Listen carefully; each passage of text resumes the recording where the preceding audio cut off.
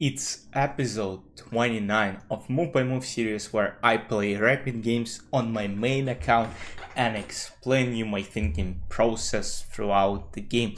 We started at 2250 or 22, maybe even 20, and we climbed all the way up to 2311, and now we're just trying to improve.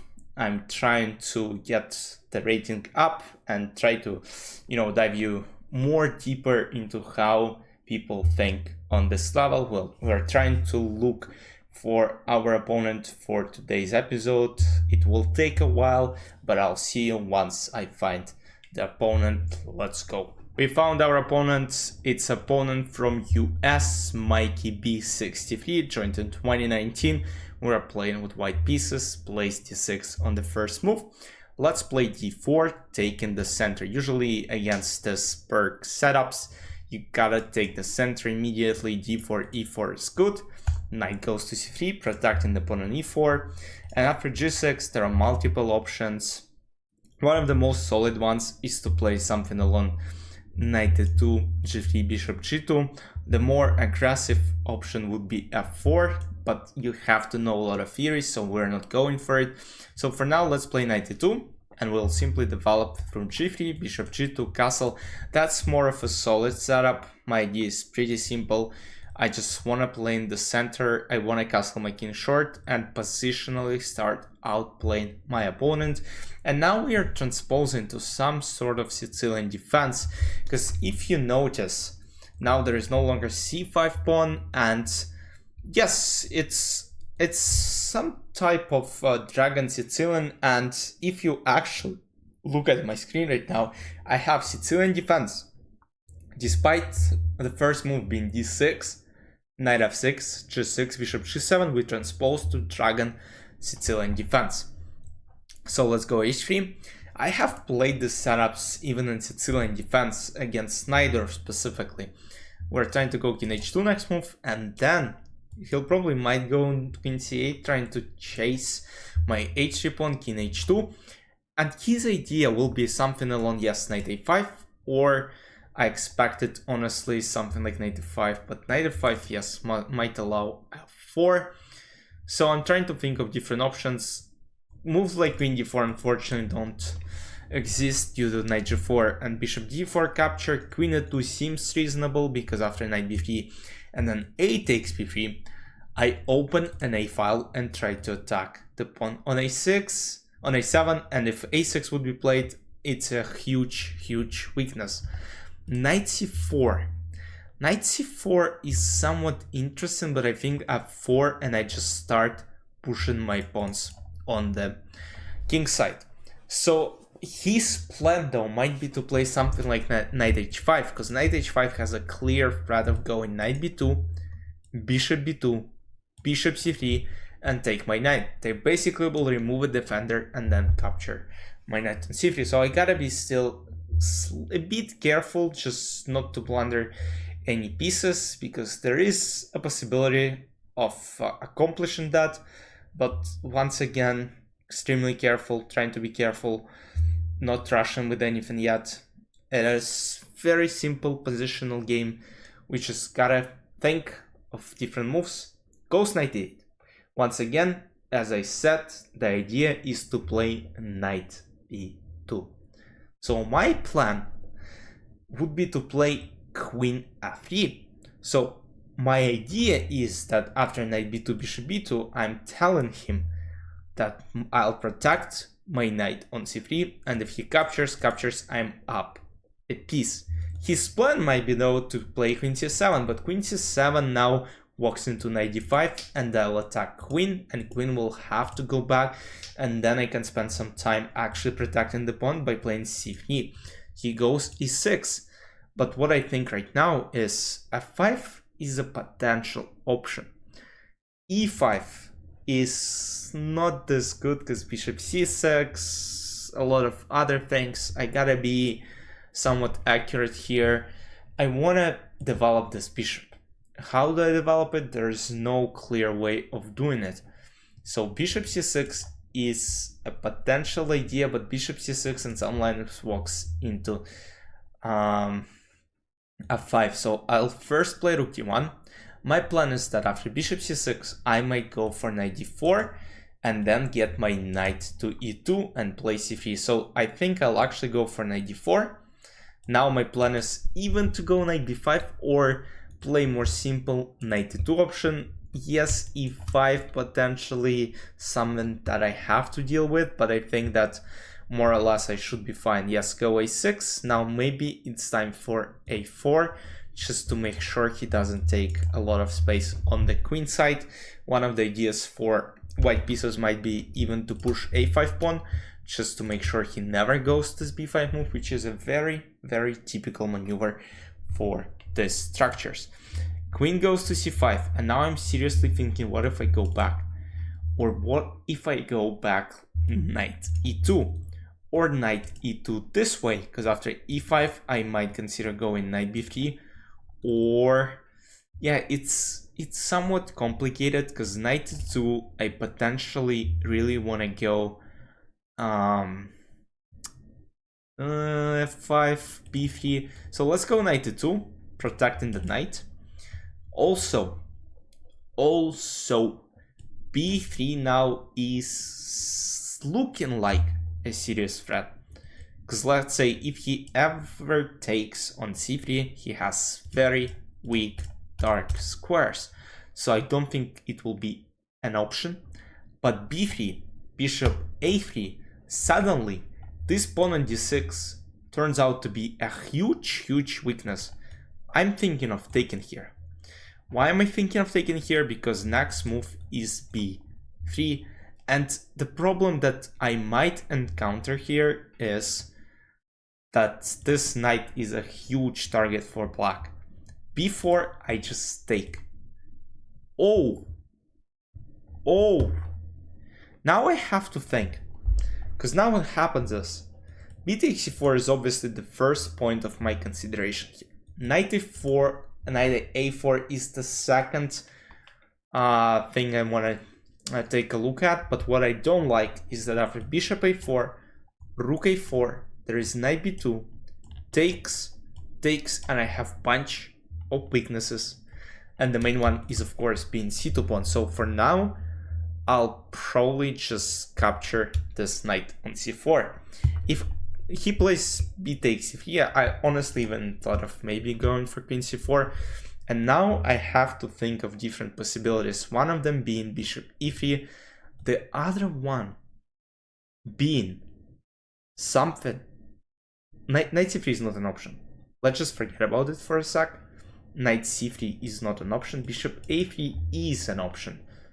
It is an option, and also the point is I have some crazy lines in my mind, which might be extremely unpleasant for black. Bishop e3, queen c4, and I'm like, what am I doing next? Maybe there is bishop d4 trying to trade dark squared bishops off the board. Part of it being also queen c4. Now rook a7 is a potential threat. So rook a7 also walks into bishop c6, and suddenly there's this slight weakness, but I might play knight d4, and then suddenly it's not so easy. Maybe let's go rook a7, because potentially it is a very strong attacking opportunities. And if bishop c6, maybe knight d4 is something that I should play, and then it's more or less fine for me. I'm down a pawn, yes, but I have some compensation. Knight on e8 is not really working. His Wi-Fi is not working as well, but he's still online. Rook goes to c7, and now I'm thinking of different options. Rook c7, queen c7, and bishop d4. What happens there? It's an extremely exciting position to be in, but I'm just trying to calculate a lot of moves ahead, and I just don't see how I can take an advantage in this game. Maybe bishop d4 is something that I should consider, because bishop d4 and now rook d4, knight f6, queen c3, That's what I was calculating. Take stakes, rook c8. I might go for rook d3, and then there is pressure against this pawn. There's some e5 ideas, which are very annoying, rook d6 ideas. So he has a huge weakness. Knight d4, I didn't really think of it, but I don't think it is the best way. Knight f6, I also thought maybe I can just simply go rook d3. But rook d3 walks into some bishop b5, and after takes, bishop e2. I mean, I'm down a piece. At least it looks like I'm down a piece. But rook c7, takes. Have slight advantage probably due to my bishop being more active, but I still think it's somewhat equal. But queen c3 is definitely something that I want to play. Knight f6, maybe just takes and play this position with queens on the board. That's what I probably will do, because otherwise I just keep black good drawing chances, which I don't really want to allow in this game. Yes, let's go knight c3. I hope I'm not blundering any stupid tactics. I don't see at least anything yet. So rook c8. Yes, a lot of pressure. Rook goes to d3. Now I'm just trying to hold on to this pawn on c2, and of course I gotta get my knight somewhere else. But now this pawn is always under attack. He has a lot of pressure. One of the ideas being as queen d1 and maybe e5 to chase this bishop down. Queen d1 and rook d6 is looking good as well. Because queen c3 I have some e5, still probably not the best option, because queen c2 it takes f6, queen d1, rook d1, and it's somewhat unclear. Let's see. Very complicated endgame, potentially very hard to play for a win here. Bishop goes to c6, that's what I pretty much expected. Let's go queen. So now the thing is that after queen d1, which probably should be played, bishop goes to b7, and I can't really move this piece. I can't really move it, but he might be passive. He might play passive, he might play knight 8 or rook d8, which I am actually very happy about. Because now I think e5 is something that I definitely should consider, because knight e8 is extremely passive. You don't want to play this move right now. You want to play something more active. But he might do something else. He might play bishop g2. Bishop g2, on the other hand, I think I have king g2. And if queen c6 check will happen, I simply go king h2. And this pawn on d6 is still being under attack, and knight e8 will have to be played. But once again, it's an extremely passive position. I might take on d6. I might try to get my knight to e4 and f6. Very hard to play for black. I put some pressure on him. Once again, his internet is not good. It's almost like he turns the game off and then turns it back on. So I have to go king h2, and now we kind of transpose to the same position, but queen is not on c6 yet. I thought queen c6 checks might be a great intermezzo, but now knight e4. Knight e4 has a huge potential. d5 is something that I'm trying to evaluate. Knight g5, knight f3, knight d4, potentially rerouting the knight. Once again, tough to play this on. I have some advantage. Knight d4 probably doesn't work due to rook c8. I have rook c3 though. I might argue that it doesn't work, like completely doesn't work. But knight e2, knight d4 works fine. As soon as I put my knight to d4, it's still an extremely unlikely win here, because I just don't see how I win this game unless he blunders in a very stupid manner. And now I'm thinking of queen a1. Now I'm seriously thinking what happens knight c7. I'm just trying to think of ways. His idea will be, on the other hand, is just bring the knight to b5 and trade it off potentially. So let's go queen b1. So my idea is just to prevent this maneuver from happening. So if he trades the knights off the board, then I have a huge weakness and I have to defend it for the rest of the game. He is lower in time. I'm slightly better on time. Queen b7 potentially is a threat. His knight goes to f5. What if I go g4 now? I'm trying to restrict the knight of these beautiful squares. He goes h5. And now I might go for king g3. I want to bring my king very close to the center just to support this pawn chain. He doesn't have pieces to checkmate me. He has to create some open spots. He has to sacrifice something to checkmate me, so I'm actually safe. And he goes queen c7. His idea might be something like f6. So I am going for, let's say, I'm not sure what I should go for, but queen b5 and queen c6 looks extremely good. Not queen c6 immediately, but of course if rook b8 was to be played. Oh.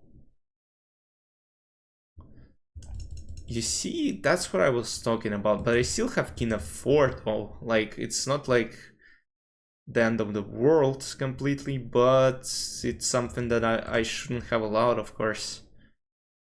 And then one of the ideas is, of course, to play f6 next. King f4. You know what? I didn't really want to worry about it, but it just happens that way. He found an extremely good looking move. And now I have to find the best defense. The best defense is usually the toughest to find. Let's play queen b2 takes. And then I have to come up with some moves. Some defending moves like knight f3, knight e5. Yep, takes. Maybe even queen e5. No, but knight e5 is looking a bit better. Still probably a losing position now, because my king is just wide open. It's on f4. Queen is still on the board, so it's a tough scenario here. I have to take into account a lot of threats that he will create right now. Oh, he actually goes for a simple endgame, but I think I have great drawing chances just because I have a more active king. And one of the threats being is just simply going with my king to g6. I am actually not sure about his decision here. Because rook a7, this knight is not moving. What's he gonna do? I'm just more active. I am just more active. Rook e8, knight g6. What if I go knight g6, let's say? Or do I have simple rook d3? Or there's some rook a2, knight f3, e5. Yeah, so his idea is that after rook e2 I have to do something. What if I go king f6 though? Yeah, let's go this way, rook e2, king f6.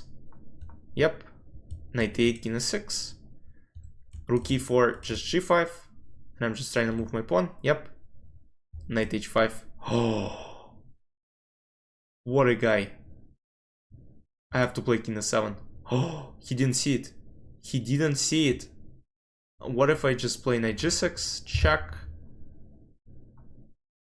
Knight h5 is not a checkmate, right? But this is about to get very dangerous. I'm threatening checkmate on h8. Knight e8 is now might be the only defense. Only good defense. Knight e8, king e7.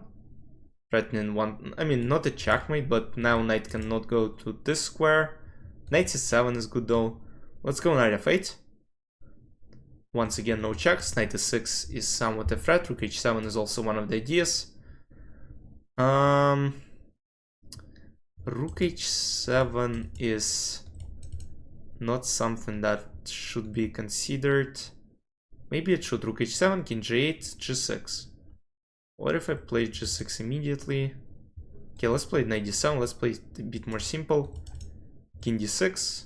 Yep. Knight c5 next. Rook e3, I just go rook h1 and knight c5. Yes. This rook d1. Yep. Knight e6, knight d4. Yep. Takes. There's gotta be a window. Like, now I take on d5. Wait, it is a win. Knight f4 is a threat. Oh, and I win. Let's go. Huge win. It's another rating point gain. 23-20 on the scoreboard. It is an absolutely great win. Now let's get to the analysis step. I think this was a very good quality game. Like, the accuracy of this game is said to be 20 and 90.2 for white pieces and 87.9. So both players had a very, very good game.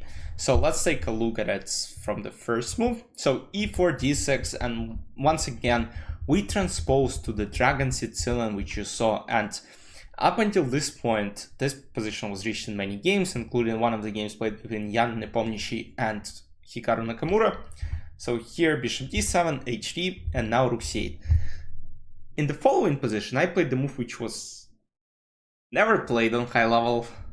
So, but there are already a lot of options that white can do, and one of the games was played between Vladimir Anishuk and another Grandmaster Adiban Pascal. I actually have Adiban's course. It was World Chess Rapid Championship in 2017, and here white played 95 as opposed to my move king h2. And I just want to show you, take a look at the right corner of your screen. It was a great game by white pieces. So a5 was played. a5 generally weakens b5 square in Sicilian structures, but here black have a clear idea of going a4, maybe a3, and potentially bishop on g7 is a monster. So white of course go a4, knight e5, rook e1, rook e8, and now c3. As it happened in my game, I had knight on c3, and then this knight walked not through e5 but through a5, and I had constant problems with b2, with the hanging knight on c3, so it was tough. In the following game, it was actually not that terrible, because suddenly there's a huge weakness on d6, there is a weakness on b7, black decided to go to the endgame, but Vladimir Anishuk played extremely good game, took a pawn on d6, and then simply converted the winning two bishops versus knight and bishop endgame. He had no troubles, he just destroyed the d1, a7, game over. So now let's take a look back at my game. So I played king h2, can't say it's a bad move, it's just more of prophylaxis and seeing what will black do. And again, I discussed knight e5 during the game, and I didn't really expect knight a5 to happen, because knight a5 actually allows some trades to happen on the board. Queen a2 is best, now knight c4, and here f4 is a serious mistake due to b5 being possible on the board, and b5 is a very, very active option. b5 immediately threatens b4, and once again, as I even mentioned during the game, c2 pawn might become a weakness in some lines. So knight goes to 8, I didn't like this move, queen f3 to protect the knight. Now once again, b5 is a very active option, he plays e6, kind of passive, rook goes to d1, and b5 all the time is best move, like he could play b5 every single time. Now b5 no longer works due to my knight being here, but what works is knight a3, and the idea is if I take this knight, queen goes to c3, and I'm probably completely lost. There's even bishop d4 doesn't necessarily work, but it's still very good. Black get an equal position.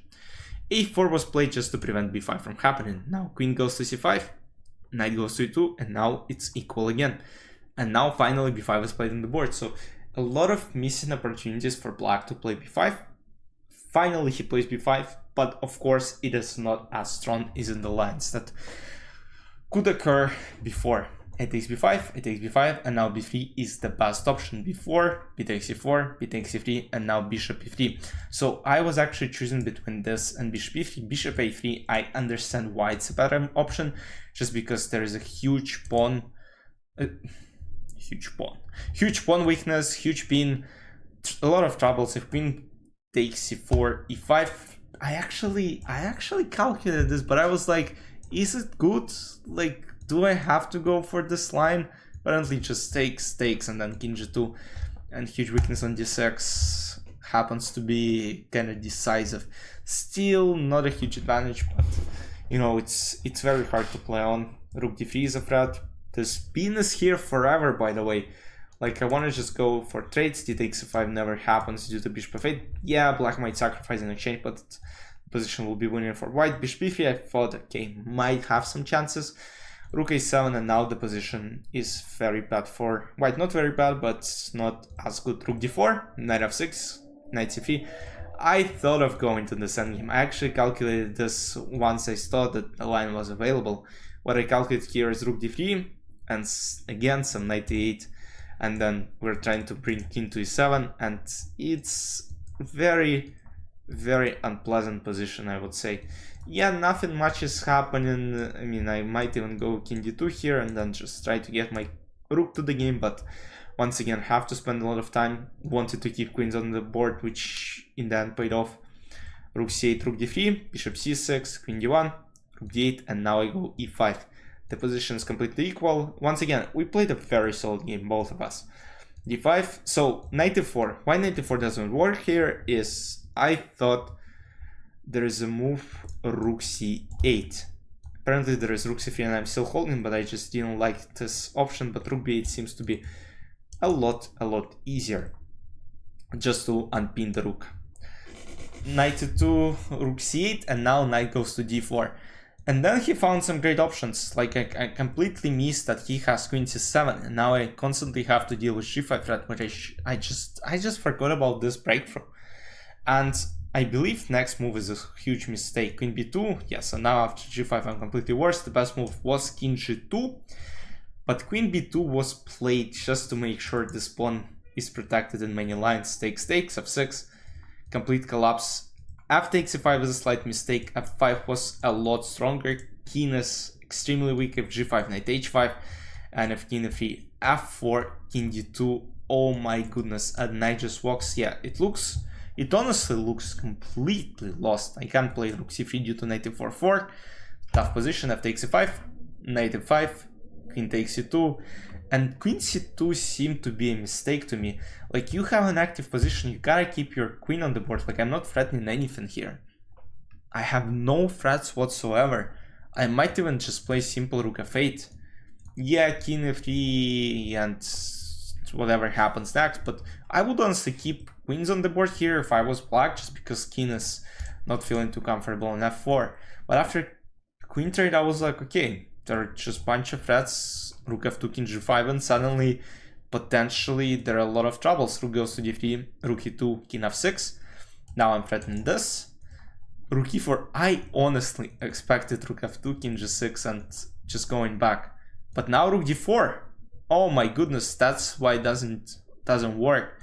King f6, rook e4, g5, king f8, knight g6 check, rook h3, knight e8, king f7, king g7, knight f8, knight c7, knight d7, and here I just tried to go for flagging him.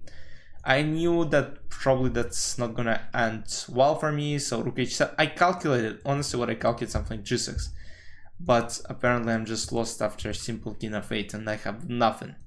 So knight d7, knight d5, king d6, rook e3 is an inaccuracy, I wouldn't say so. I should have played rook h2 for some reason, I'm not sure why exactly, but rook h1 seemed fine to me.